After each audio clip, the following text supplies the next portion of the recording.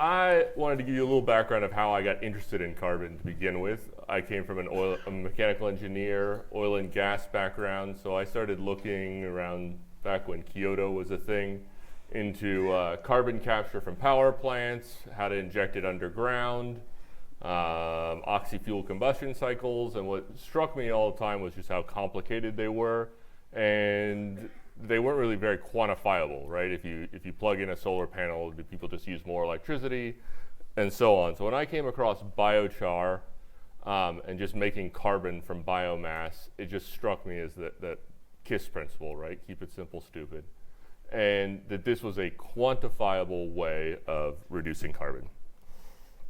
So I'm going to go past the 30,000 foot level and go back out into outer space and give a reference that life is carbon. Organic chemistry is carbon. We're made of carbon. We eat carbon. And as a neat little fact, 70% of the carbon in the average American's body comes from corn. So that's so 70% of the carbon that's in your body came from a known plant. And they can do that on radioisotope analysis. So not only is carbon life, but carbon is also the energy that we all know, right? First food, then fire, coal, oil, gas, steel, cement. We're always using carbon as an energy carrier to do the things that we think are productive. And unfortunately, that's had a bit of a consequence, right? That all this oxidized carbon is ending up in the atmosphere. And so one way I like to think about it is, if carbon's an energy carrier, why doesn't it run out? And it's because we have this awesome thermonuclear reactor in the sky that powers photosynthesis, that fixes carbon. So in general, in the carbon cycle, about 1% of the carbon ends up in the soil. So this carbon cycle is pretty balanced on the terrestrial side of things. And the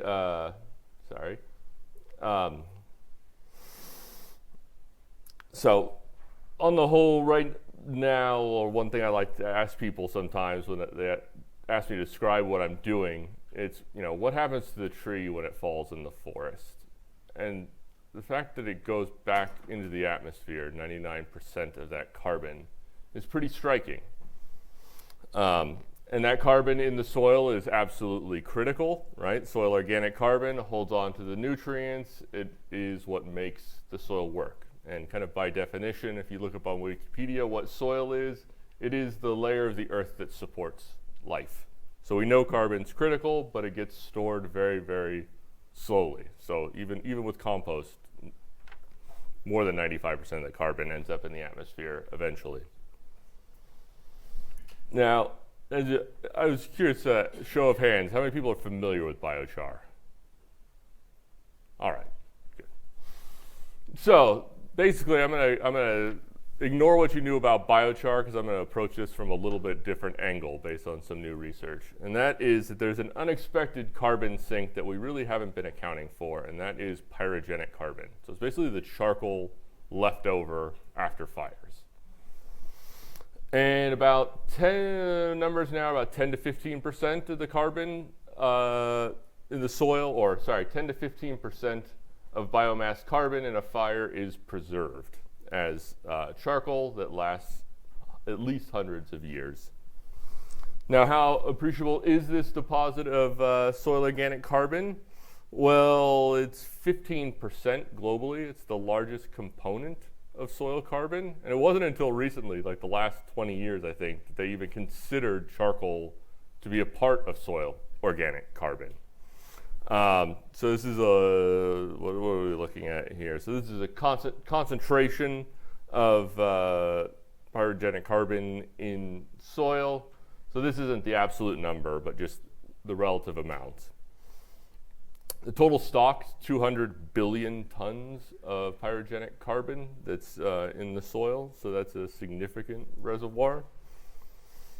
So where does this come from? And it's ubiquitous in all soils. Like, you go outside, grab a handful of soil, and it will have charcoal in it, and it'll be a pretty good chunk of the carbon that's in there. So 4% of the vegetated surface of the earth burns each year naturally. That's without man-made fires, right? So you think of a lightning strike in a forest, fire's just going to burn until it goes out. Like I said, 15% can be converted into pyrogenic carbon, and some soils, the amount of the soil organic carbon that is pyrogenic is more than 50%. So this would include the prairies, so like the Iowa, the most fertile soils on Earth are going to be very high in pyrogenic carbon. So this is annual sequestration through pyrogenic carbon, and you notice it's much higher in the tropics.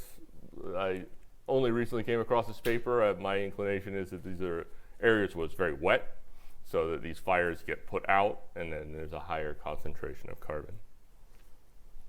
But if we look more closely at this pyrogenic carbon, it's really a catalyst for soil biology. And it's kind of interesting that the biochar world and a lot of researchers were looking at it, and then there's another division that's soil researchers looking at pyrogenic carbon.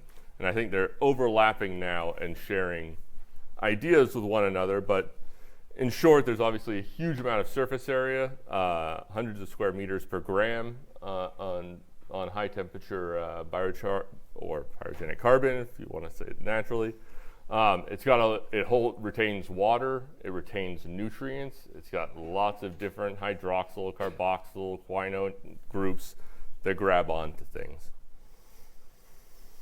And there's a cute term that I came across, which is the charosphere, which is basically the biology that lives around these carbon particles in the soil. And I think I might be jumping ahead of myself a little bit here, but the reason that this carbon lasts so long is that as you increase the temperature, 300, 400, 500, 600 degrees Celsius, the carbon becomes more and more graphitic. It'll get more ordered. It'll show up as electrical conductivity, but it also means recalcitrance, right? You got a lot of double carbon bonds. There isn't a lot of nitrogen in this material, so it isn't going to be a food for anything. It doesn't have any inherent nutritional value to microorganisms, but it can persist for hundreds to thousands of years. And if you think about the fact that you can sequester 10%, I don't want to get into a debate about whether fires are good or bad, especially today. But it can be a very rapid way for nature to store a lot of carbon. And in fact, some of the numbers about how much has been stored in the soils is on the order of, it offsets 40% of what we've assumed has gone into the atmosphere from land use change. So we just haven't taken into account this charcoal. So what is it doing in the soil? Well, it's acting as some people call biochar a reef, and now some of the newer research is really that it's a conductive reef. So it'll allow all these soil microorganisms, the fungus, the plants, are all doing a dance, trading chemicals with each other and ions, and they're moving electrons around. And if they can all sit on a reef together where they're basically all connected to ground, so they can share electrons with each other more efficiently, and this is showing up in a number of different ways with experiments that I'll get into. One of the most important is it holds on to ammonia. It holds on to nitrogen. So good high temperature char can hold it's like 18% by weight ammonia. So it's in the soil, it is the highest concentration source of nitrogen, is more than raw manure. And it's there for considerable periods of time where it can be accessed by different microbes. And this has to do with the surface functional groups, but it is significant. So if we know that this is a sink, and we know that it's good for the soil, why hasn't it been done before? Well, it has been done before, and this was done by a lost civilization in the Amazon that was there for about 2,500 years ago. So for about 1,000 years, I believe, 1,500 years, they were not slashing and burning the rainforest, they were slashing and charring the rainforest. and mixed in with these man-made soils. And these are in, on average, 50-acre sections. A lot of them are rectangular. They're clearly man-made. They're mixed in with compost and bone and pottery shards. So these people were making soil. And why would they do this in the rainforest? Well, we've all heard the thing about you cut down the rainforest and the land is, you know, you get 1 or 2 crops and then it's devoid of nutrients. It's the carbon that can hold on to the nutrients and they'll stay there for a long period of time. So it's kind of like a cheat. It acts like humic acid or humus in the soil. So average 50 acres, 6 foot of depth. This is a map of the lighter color is where they've kind of triangulated where these Terra Preta soils exist. 73,000 square miles of the rainforest, man-made to 6 foot depth. That's a lot. That's the size of Kansas. So when we think about whether we can have collective action and a major impact, turns out that there were people doing this a long time ago that were sequestering a whole lot of carbon, and they didn't even know they were doing it, or for that purpose, right? So why would they expend that much effort doing this? And the answer is simple. They were getting higher crop yields. So this Terra Preta soil is mined to this day. There's a cottage industry of people that actually go and dig this stuff up and sell it to other farmers. And they'll harvest a little bit off the top and it regenerates over time. So this is a soil that is creating new soil in an ecosystem that we did not think could support major agriculture. So like one of the reasons this civilization isn't even known is because they built in wood, and we assumed that there was no way you could grow enough food in the central Amazon to support a large civilization. Well, it may have been larger than the Incas, the Aztecs. We're finding it now with LiDAR and other things. But the important thing here is that in modern trials, like the remake of Terra Preta, mixing compost with biochar, and not all biochars are the same. So there's a lot of variation in the data. But for researchers that I really respect, we're able to get increases in plant mass, biomass of 140 to 300%. So not only are you putting carbon directly in the ground where it will stay for hundreds or thousands of years, but you're enhancing soil, the productivity above ground for hundreds to thousands of years. So the real benefit for biochar is that it can have basically supercharge the soil microbiome and generate new soil, essentially.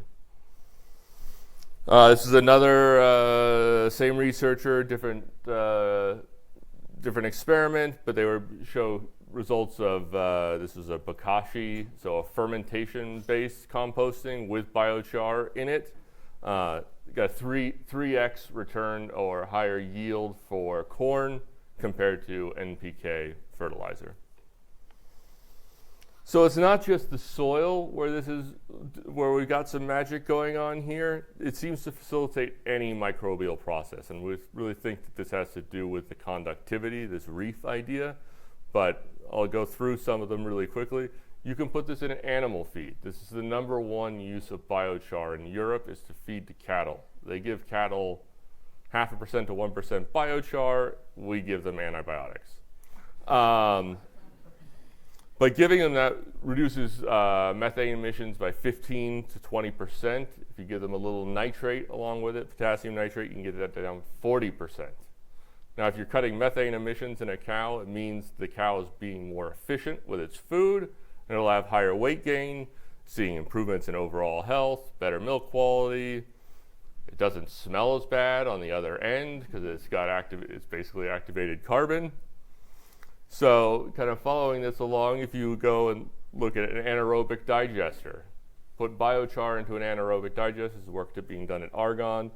You can increase the methane yield 20-30%, the rate, the concentration, and the ash will sequester some of the CO2 for you. So you can get almost a pipeline quality natural gas from an anaerobic digester if you add biochar into it. And again, odor control, etc. Now, I mentioned the co-composting. This is something we've been talking with the Bay Area Air Quality District about in the city of San Francisco. A lot of concerns about methane and composting these days and regulating it. Well, if you add biochar to compost, it's doing all the magic wonders it does in the soil and holds on to water so your compost doesn't dry out. It's turbocharging the interaction of all these microbes, but you get reductions of methane of 50%. VOCs, odors, which are a major concern, 50 to 80%. Ammonia, 80%. So if you aren't losing ammonia to the atmosphere, it's obviously staying in the material, so you end up with a compost that's much higher in nitrogen, plant available nitrogen. So you improve the quality of the compost. And just because we're talking about cascading benefits, I'll just talk about, there's other places you can use this material.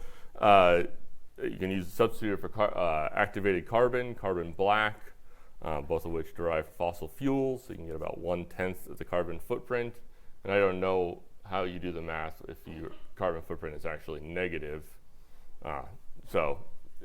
What the ratio is or how much of an improvement it is when you go from 10 tons per ton to -1 or -5. You can add this to plastics as a filler for bioplastics, the same way you do with carbon black. And this is not I'm a mechanical engineer, so when it comes to electricity and magnetism, I just kind of doesn't work for me. But I do know that this material we're making is extremely electrically conductive. Lots of groups looking at capacitors, etc. So back to okay, if nature does this, how do we do it ourselves, and can we do it more efficiently? Well, charcoal is, I think, considered the oldest manufactured good. It probably predates humans. I mean, I think controlled fire goes back 1 million years. You can imagine people storing hot coals or trading them when everybody else's fire went out. It would have some value. But traditionally, charcoal, it emits a lot of fumes, right? You got a lot of gases. We've seen pictures of, well, if I say the word charcoal, you think dirty, sooty, nasty. So how do we improve that? So I'd say that if we had this a perfect machine for making biochar, it would use any available feedstock, so you wouldn't worry about moisture necessarily. You get the highest yield of carbon out. So you put 1 ton of carbon in, how much of that carbon is in the product at the end versus as a gas. You probably want to make materials at a high temperature. So again, there's more and more research showing that the conductivity is critical for some of the effects of biochar, and that's happening at 600-700 degrees Celsius, which is pretty high for a traditional pyrolysis process. You want to create a consistent product. You'd want to minimize the amount of input energy. That's a critique we get a lot. Like, how are you heating this wood up to make charcoal? There are other companies or approaches where they're using electric heaters to heat the stuff up. Doesn't make any sense at all. We want this system to be small enough to be modular and movable. We don't want it to be a fixed piece of infrastructure, because as many of you know, if you're dealing with biomass, the last thing you want to do is move it anywhere if you can help it, or at least keep the distance as short as possible. You'd minimize the emissions, and of course, you'd make something that's profitable. So we got into this. I got interested in biochar. Like I said, I was an oil and gas kind of guy, and then started reading about biochar and came across a professor named Michael Antle, who was at the University of Hawaii. Some of you in the audience may have known him. He pioneered hydrogen production from biomass in the 70s while he was at Los Alamos working on the hydrogen bomb. And he became obsessed with getting the highest yield of fixed carbon. He thought of carbon charcoal as a renewable fuel, and that where you could use, instead of like ethanol, where you have sugars or some specific feedstock or soybean oil, right? It's a universal agent or material for storing energy. You can use it in a coal power plant, but we don't want to do that. And So later in his career, he was really interested in carbons for metallurgical applications. So many people don't know that the silicon in solar panels and in your cell phones, it was charcoal that was most likely the reductant in that process of turning quartz into silicon, because it doesn't have a lot of metals, ash, other impurities that would come from coal or coke. And this is one of my, unfortunately, Michael passed away 3 years ago, so Henrietta and I got one of his last emails, and he had developed a process called flash carbonization that I'll describe to you now that was a very efficient way of turning biomass into carbon. And this is just one of my favorite quotes of his. A year of long days, late evenings, and weekends in the laboratory will save you an afternoon of reading interesting papers in the library. So I like to think that I could kind of cheat by following him if he's giving this kind of advice. So I feel like we were on a really interesting path as far as the science is concerned. What's different about how we're doing it? We do this at pressure. So this is a batch type process. It's got a canister. You can see me lowering it down or lifting it up at that point. That's filled with walnut shell, peach pits. We've done wood pellets. Gets lowered into the reactor, pressurized with air, and then there's some heaters on the bottom that ignite a fire at the bottom. It's not the sexiest picture here, but what happens is it's like a cigarette burning. So we've got this material sitting in the reactor. You light it on the bottom. It's under 4 atmospheres of pressure. It's got plenty of oxygen, great heat transfer. Really intense fire ignites, starts burning up towards where the air is. You open the valve on the bottom, the bottom of the reactor to start letting the gases out because it's pressurizing because of the heat. And then you start feeding fresh air in from the top under pressure. And the idea is that we get a very even flame front that's migrating vertically through the reactor. And that flame consumes the oxygen before the carbon that was just made can burn. I'm not going to get into this right now because I want to leave Henrietta a little time. But for anybody that's really interested in the mass and energy balance of this, there are some interesting things in here if you really dug in. But I will just point out that this is what we did with peach pits. So we had like 1,200 pounds of material in the reactor, and we only fed about 200 pounds of air. So this is a very oxygen-starved environment. The only products we get out are gas. So the liquids are all cracked on the hot coal, so we don't end up with bio-oil, which if you ever have anybody pitch bio-oil to you as a useful product, I recommend they go touch some and smell it. And it's really awful, tarry nastiness.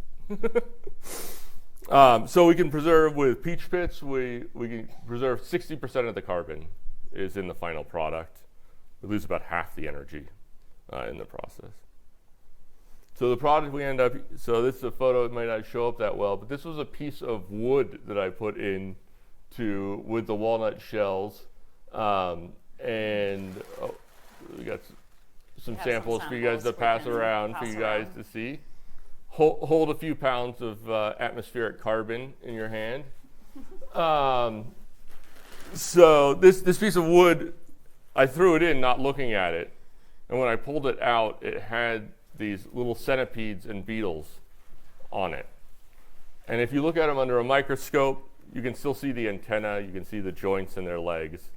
So this fire comes through so quickly that they are perfectly preserved. So everything that happens, that it's just, my buzz instantly converted into carbon.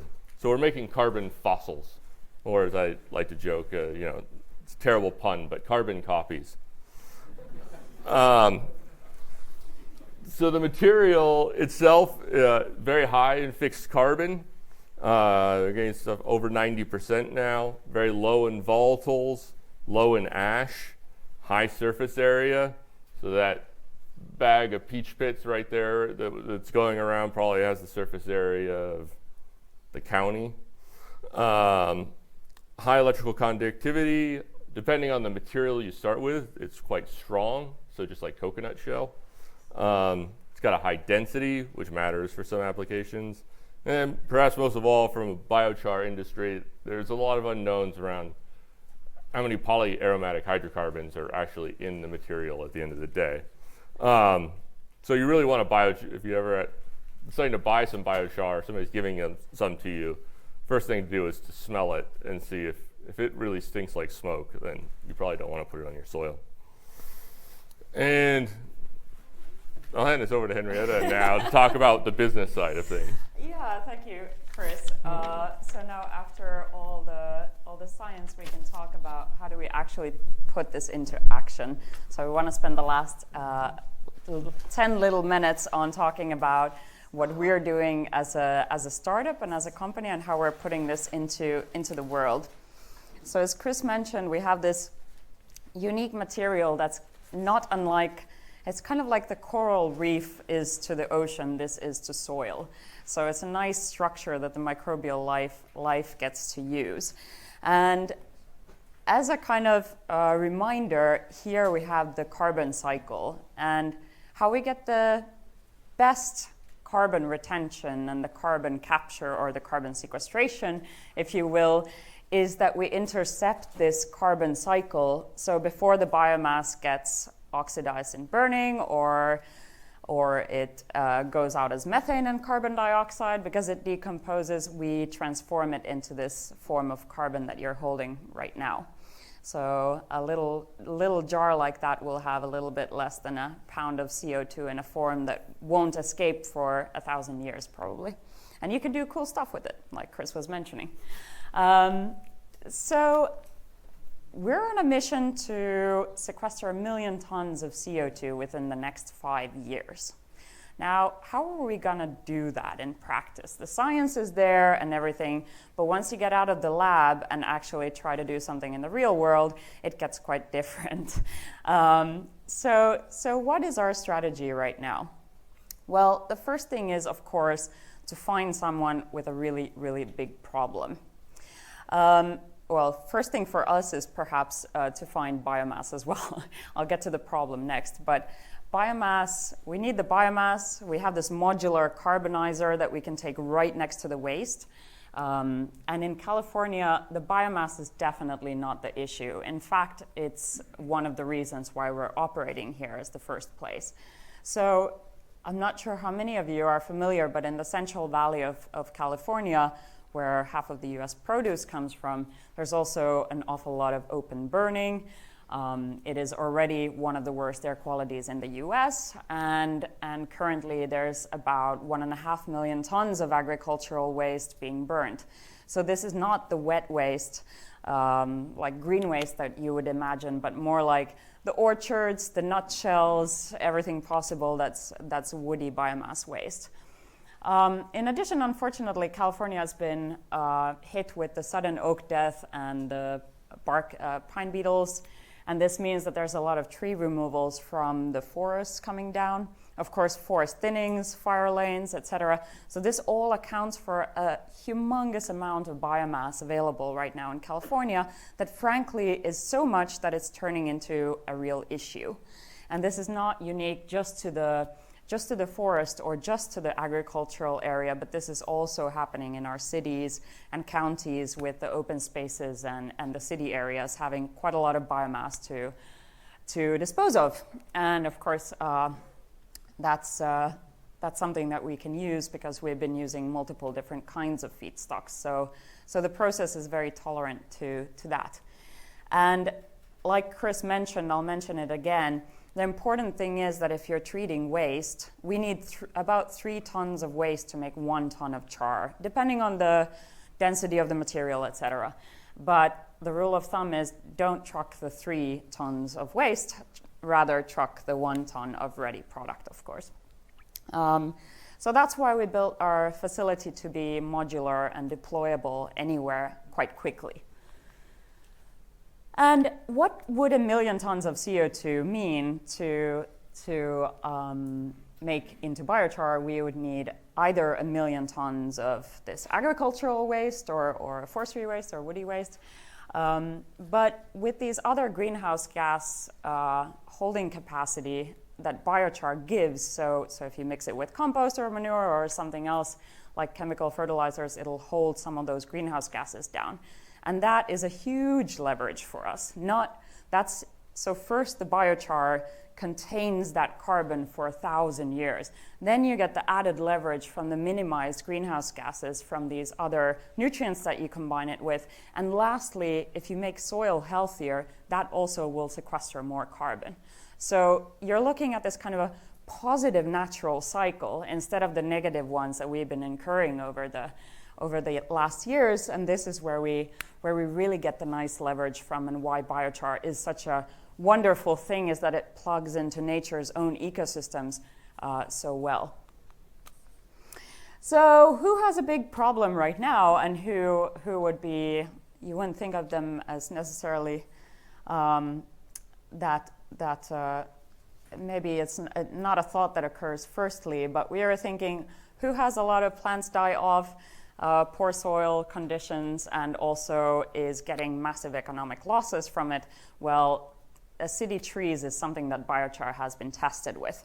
So this is a tree in San Francisco a few days ago, and as you can see, it's dying of asphyxiation. It's not getting oxygen, it's in compressed soil that's probably harder than concrete in a very small area. So that's not very good for the tree.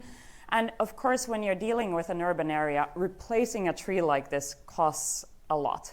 So it's a little bit different than in a park or in a suburban area where you can do that easier. This is Market Street, it'll cost you a lot.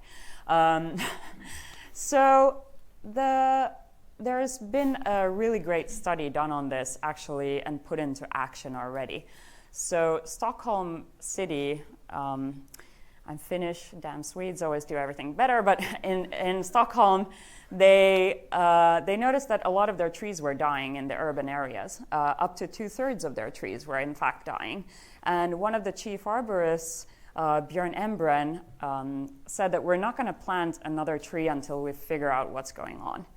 And they started looking at Germany. They had been doing some structural soils, and he had always planted his orchards in biochar or charcoal before biochar existed, because he knew that works for some reason. So he combined these two and started planting city trees into biochar and structural soils. And the benefits of this are so clear when you think about it visually. Instead of planting a tree in a very, very small pit and expecting the roots to permeate this very hard soil that's there, and all the compaction from the urban spaces, no water getting in, no air getting out, you make this kind of a structural soil with big rocks, or you can even recycle concrete if you have that. And that stops the compaction from happening. And this is really crucial in a city area, because you need the gas exchange and you need the drainage from the rainwater. But the biochar actually holds on to the biology in this unnatural environment where you're trying to replicate something that's happening in the soil naturally in a forest or somewhere. So it's kind of like a nice way to get by all of these complications in an urban area. And of course, we know that urban trees, I'm not going to get into it, but urban trees actually alleviate stress, purify air, like the water mist cools the city down, it gives shade. They're very nice to have. They raise property prices. Everybody likes trees. And in Stockholm, they had very excellent results. So on the left, I hope the UK Tree Association doesn't mind, but this is their photo. On the left, you can see a tree that's planted with an old type of planting, so this kind where the tree will get quite compressed, possibly damaged when they change the pipes, etc. And on the right-hand side, you'll see just a 10-year-old tree doing very well. And of course, as we know, as we're moving into needing to draw down carbon, it seems that cities are actually, in some places, acting a lot faster than governments. And cities will start putting a lot of funds towards adaptation economy and different sorts of ways to make the city livable and more stable. And trees are an excellent way to do that.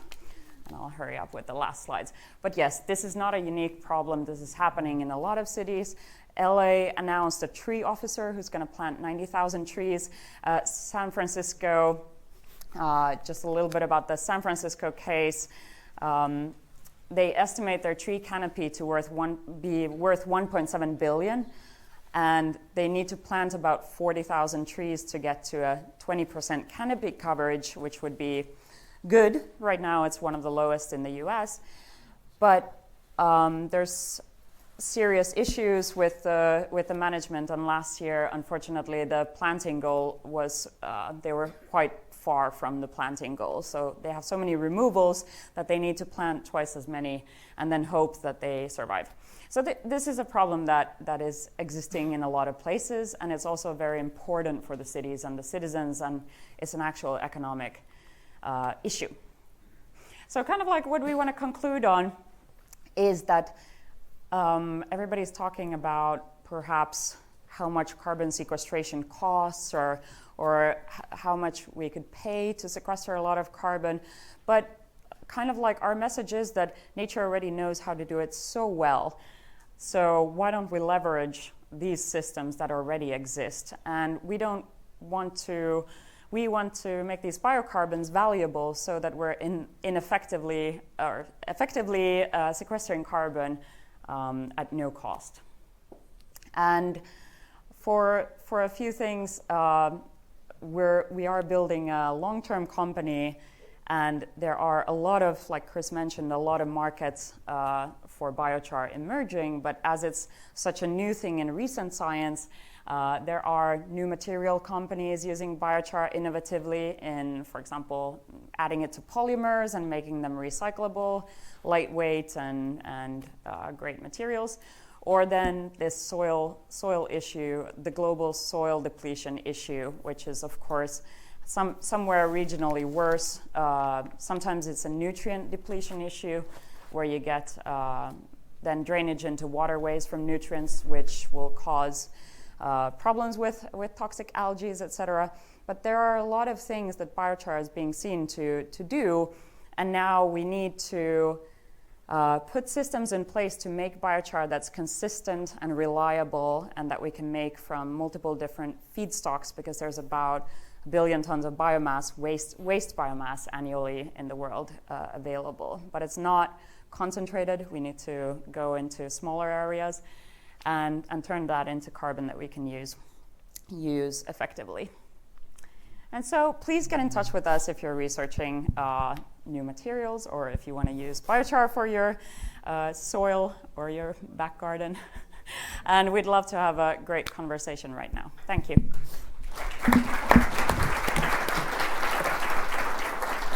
Well, that was more amazing than I thought even.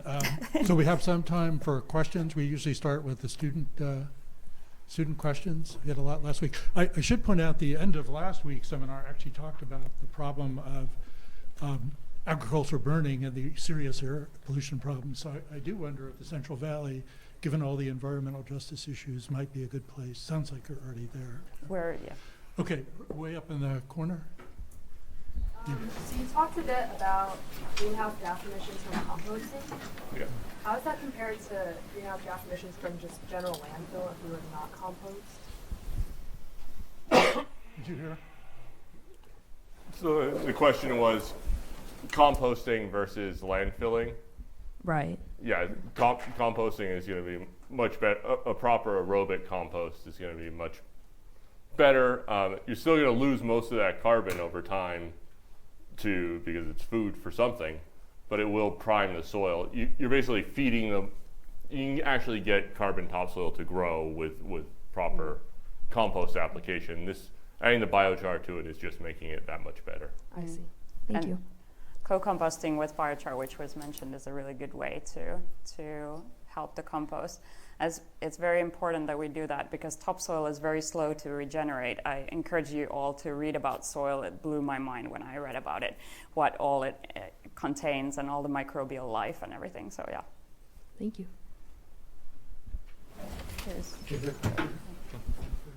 What do you think are some of the biggest challenges that you face in terms of production and distribution of biochar here in America versus, because it seems that other countries seem to be implementing biochar much quicker. Yeah. I think like on a lot of levels, biochar has faced an issue of consistency, and if you're ordering a lot of amount, let's say you want 100,000 tons of biochar, but you need to source it from 10 different people who are making 10 different types of biochar, then that can cause problems in what you want to do and maybe not. So, yeah. I think there's also an education component to this, and I think that the industry has done a lot of work, but I think many of you have probably heard about biochar 10 years ago and thought this is neat and interesting, but where's the data? And the data is coming out now, and some of these other applications for stormwater treatment, it's a big focus at Renew It, I know, and some of these other materials, et cetera. It may not be agriculture that's the first customer. There are higher value applications. Yeah, and I have to say also, which we didn't perhaps point out in our presentation, is that traditionally biochar was made in sort of different kinds of technologies, and now the new technologies are coming out that are solely focused on biochar, because the market for biochar is just building up. So now we're starting to see people who are focusing just on biochar like us, and previously perhaps they've been more focused on energy production or something else that has been the primary focus. So now we see that shift, and now we'll start seeing cool stuff. And hopefully we can build off of the work that's being, the other countries that were more forward-looking. China, I think, is making more biochar than the rest of the world combined right now, and that's mainly they're using it in combination with fertilizers as a slow-release fertilizer because of eutrophication of waterways. Stay back here, then I'll come back to it.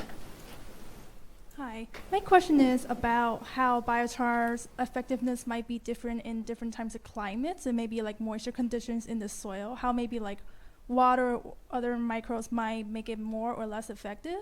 Mm-hmm. And also, in addition to that, at what duration of time do you think like it might need to be replaced to remain effective in terms of like having the most amount of carbon sequestration?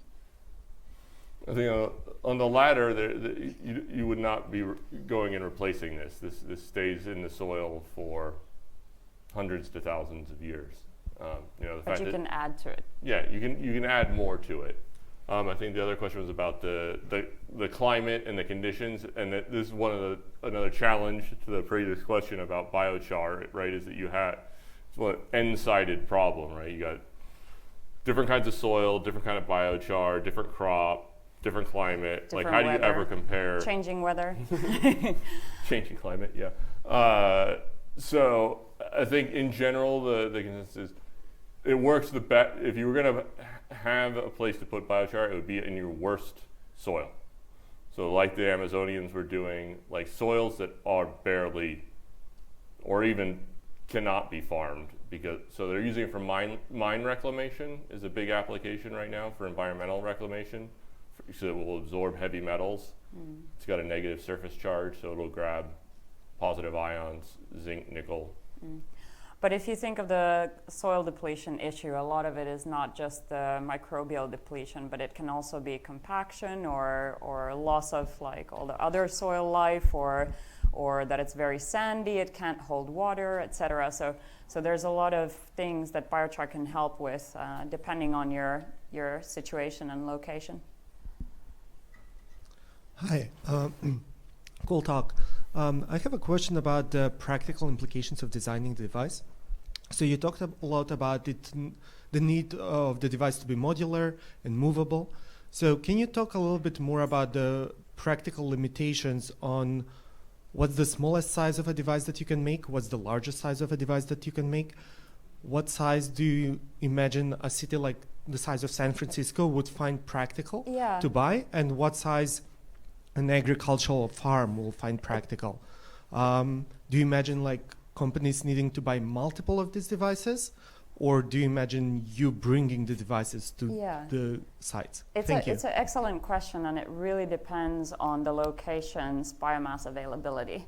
So, of course, you want to, for example, in the Central Valley, you would have regional deposits of something from 10,000 tons of waste to perhaps 50,000 tons, but not a lot above that. So you would want to fix the capacity, of course, with the amount of waste, so you don't need to transport it from very far away.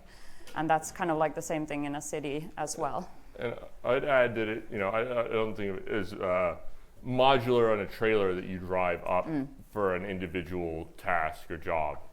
I think of it more of it as like a concrete batch plant that would be in modular components that could be relocated. And one of the things that faces a lot of the biochar makers now is that they basically generate their power stations, their biomass power, and they're incompletely combusting their fuel, and they end up with it used to be called fly ash, and now they call it biochar. So they need the electricity contract to get the loans to build the equipment, even though they don't want to sell the power. So as soon as you start dealing with electricity interconnects, I think that's a major weakness. Like if you could use the power on site, that would be terrific. But I think of these at the scale, I don't know if you've been in the Central Valley, but we're driving along the 5, all the hulling facilities.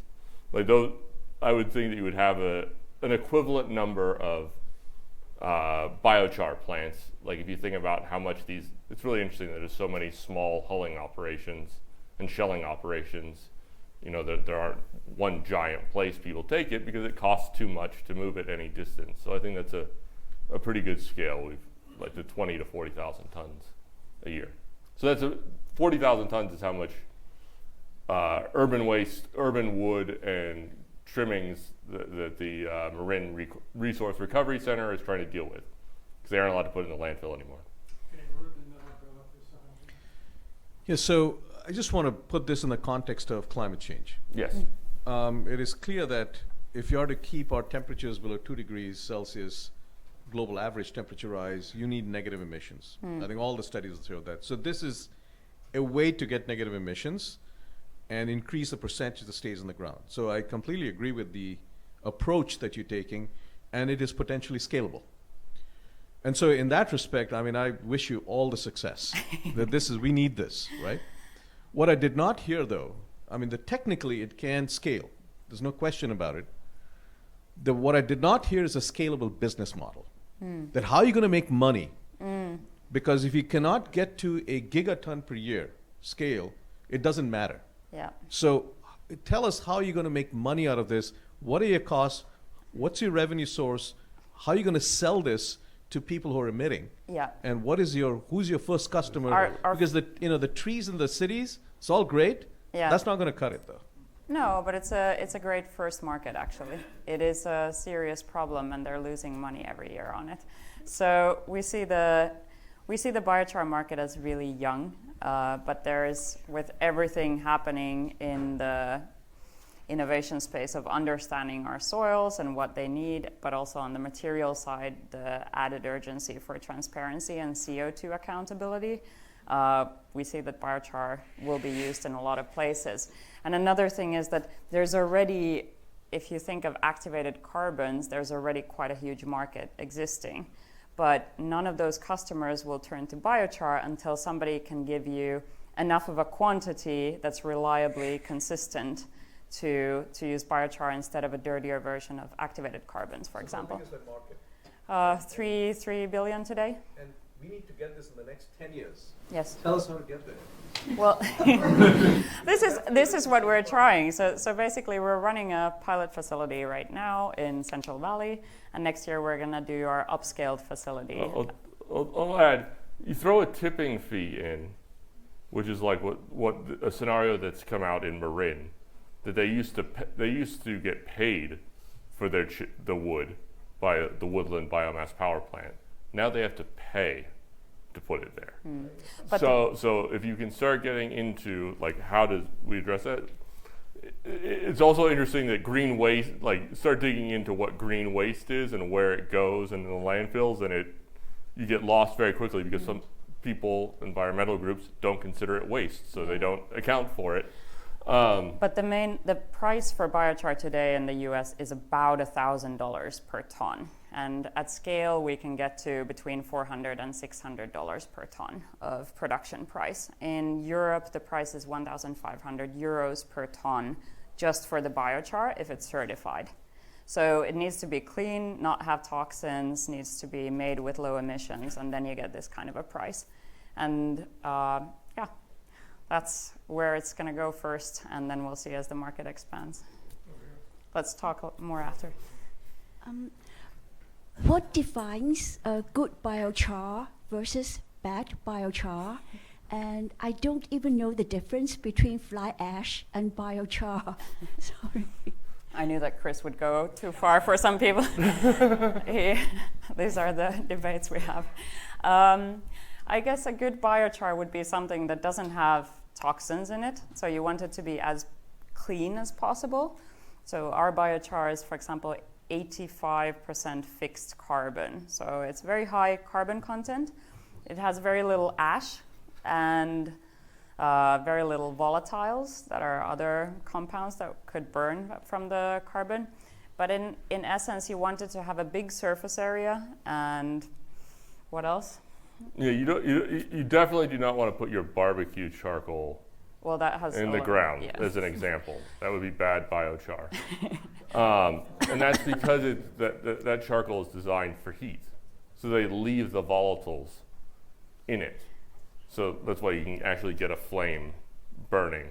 That stuff it's hydrophobic, can interact with other things. There's probably a lot of polyaromatic. And simply, if you make biochar in a very high temperature, like Chris mentioned in the talk, that means that it'll clean out some of the kind of bio-oils that form into the carbon that might not be so good for the soil or that will take a while to break down. So it's kind of like think of it as a structure, like a coral reef that you're putting into the soil. You want it to be as good as possible, or you're mixing it with nutrients first and then putting it into the soil. So you want it to be as good as possible in the cleanest and good structure way. So a lot of surface area is a really good example of that. So the microbial life can populate it. Sorry, too long. Yeah. Biowaste has sizes everything from grasses up to trees. Is there a lower limit as far as the size goes that you'd want to have to be used? So lignin yeah. Sorry, a lignin content? No, No. the size. The size of the material that you're using. Everything from grasses all the way up to tree size. We want because it's a fixed volume, our reactor, we were looking for for our interests, the densest material we can find. So peach pits are a lot better than almond shells because you can just get more pounds of carbon into the reactor to cycle it through.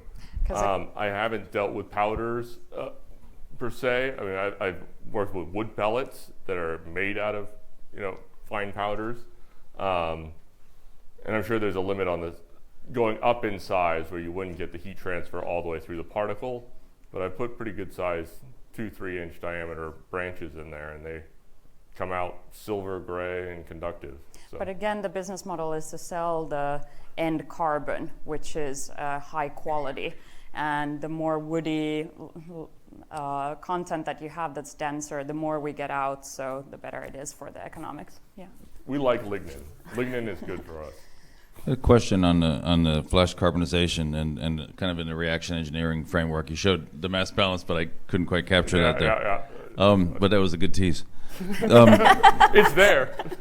I think I remember reading some of Professor Antal's work and others in that space, and it's a complex split of carbon products. I could maybe just make some simple categories like elemental carbon, CO, CO2, methane, and then your PAH. And if I really want everything to be elemental carbon, and whatever can't be there, I want that to be in CO because I could do something useful with that. Let's give that premise. It's not just the temperature and the pressure, but the mass transfer, and it depends very heavily on the heating rate. So my question is, if you can accept that statement, to what extent have you optimized that reactor, and how much? And it goes into this gentleman's question about modularity. It's important in there too. Is it optimized for the product splits? Is there a lot more work to do in that area? Is it something that you have pretty unique reactor design and IP? I would say so. I fired this thing up went out to Hawaii and picked it up, put it on a shipping container and brought it out. I didn't have an instruction manual with it. I didn't have anybody tell me how to operate it. I have been really surprised by how stable it is. Like once that reaction's going, it's a little fickle at the beginning, but once you get 6 inches up in the bed to 6 feet, I've been able to operate for an hour without touching a valve. This is all manual. There's no process control, so it'll hone in on a stable operating regime where the carbon monoxide concentration doesn't vary more than 1%. The reaction products are quite interesting compared to traditional pyrolysis. There's a lot of energy. There's a very small amount of air in there, so the nitrogen isn't diluting everything, and we are getting methane, CO, hydrogen, and the temperatures where there's probably water gas shift happening. But I know that our afterburner was where we were burning these gases just to get rid of them was getting up to 1250 Celsius. So there's you can get more carbon into the product you want, with some optimization. Yeah, and there's a whole interesting thing of like that half of this carbon coming out in the gas is CO2, the other is carbon monoxide and methane, which are sure useful components for somebody else. So for anybody doing microbial processes like the LanzaTech folks that use carbon monoxide, there's still inherent energy, chemical energy that could be put into a fixed carbon product. I think that's much more interesting than making heat with the energy. But I would say that I've been really surprised by how smooth it finds itself. Okay, 2 more quick ones. One here and one here. So if you were to try and scale this to gigascale, is the main limitation your ability to get resources and make the equipment available, or is it the market and that you have to develop a market also that would buy it? What's also kind of remarkable is how simple this is. I mean, it's really a tank and a couple valves. This isn't some complicated system. Sorry, I lost my train of thought. So what we need to do to get to scale? Is it economics and building the thing to start with? Let's say that marketing. Let's say that 6 years ago when we met, nobody knew what biochar was. And about 2 years ago when we started getting started, people started asking for biochar, and there's been, if back then there were 10 papers published a year, now there's hundreds a month. So every quarter researchers find a new application for biochar. So it's kind of like exploding in that sense, but again, the limitations on past technologies have been there, and we need to get to scale to remove some of those limitations that the past technologies have made in the market as well. So definitely everything needs to go forward to get to a gigaton scale of biochar sales, but we're getting there. Last formal question over here. I'm interested in the reactor, and I'm thinking at elevated temperatures, higher than what you're doing right now, you might get more graphene than you do now. But what kind of graphene percentage do you get in your biochar right now? I would love to talk to you more about getting an answer to that question. But some of this material, like with the peach pits, inside that reactor, so you saw the canister lowered in there? Inside the canister, it's 1,000 degrees Celsius. So these peach, you take these peach pits and you try and, I want to do an ash test, like just how much ash is in there, right? Take a pound, light it on fire, how much is left over when you don't have instruments. This stuff's really hard to burn. Like you can hit it with a butane torch and get it red hot, and it just goes out on its own. So it's got, yeah. Well, with that, I'd like to thank Chris and Henrietta for this kind of sharing their innovation and entrepreneurship plans with us. I would say I really like the frame that Chris put on this talk, the Back to the Future. But if you know old movies, the other thing this reminded me of, particularly Henrietta's comments, is the old Peter Sellers movie where he's a gardener called Chauncey Gardner, and he becomes a head of state by telling people it's in the roots. So in the microbial, speaking on behalf of microbes everywhere, thank you very much for that. Let's thank Henrietta. Thank you for having us.